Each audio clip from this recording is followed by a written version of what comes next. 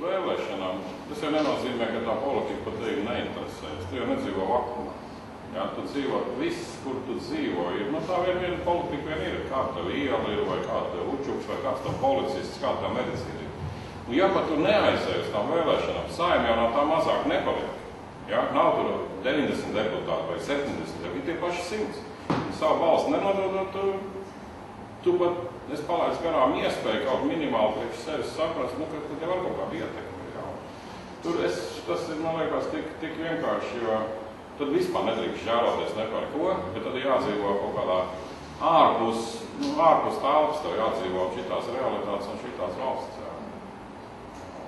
Pat tas, kas dzīvo, piemēram, Īrijā, viņam tāpatās ir kaut kāda saita šeit, kaut kāda rādi vecāki, ja viņš tāpat te brauks atpakaļ kaut kāda.